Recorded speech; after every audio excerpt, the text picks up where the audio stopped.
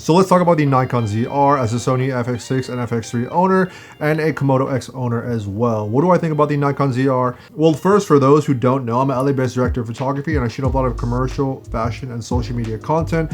So if you like that kind of thing, definitely stick around for the upcoming content. So when I first saw the Nikon ZR, I was actually pretty impressed with the screen and some of the other features like 6K RAW, it's full frame. It's going to be a perfect camera, I thought, for a Red Raptor owner or a Red Komodo X owner, for a B camera, or for a gimbal camera specifically.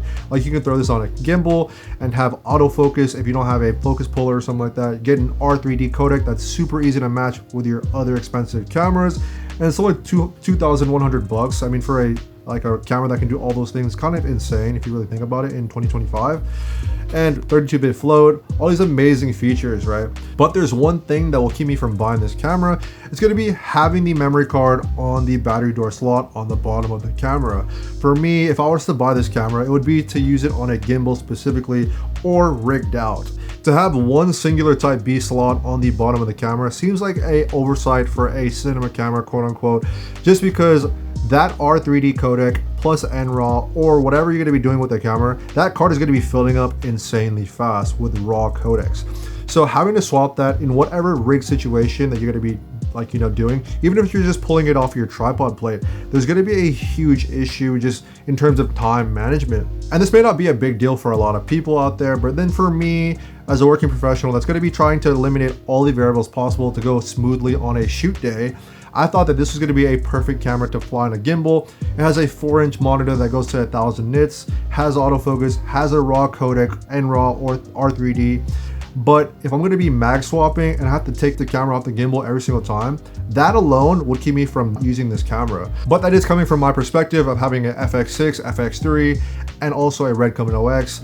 All those things have easily accessible doors for your mag swaps, so it's smooth, fast, and efficient.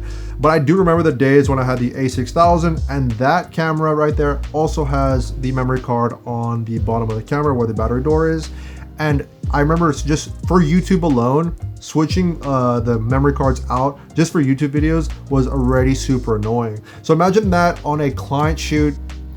I definitely don't want to do that. But then I see some use, like the image quality alone for the Nikon ZR is insane. So from what I've seen, you know what I mean? But I think that hardware limitation alone is going to make me wait for the next iteration of this camera, because the monitor, 32-bit float, has autofocus, 6K RAW, R3D codec, NRAW. I think that there's so many good things going for this camera, but then if they just change that one thing, also preferably two card slots. I don't know why there's a micro SD card, or I think that's what it is, but definitely needs at least 2 card slots or a easily accessible 1 card slot. And I think that you're going to be good to go there on that camera, man. I think that I'm definitely excited to see what's next from Nikon. I'm not selling my Sony stuff because, these things still work insanely well.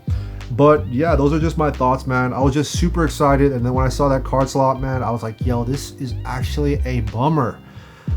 Am I making a big deal out of this? Maybe I am, but I just think that for my use case, I would see this on a gimbal, and having to take out that mag every single time that thing fills up after like 30 minutes to an hour of a shoot.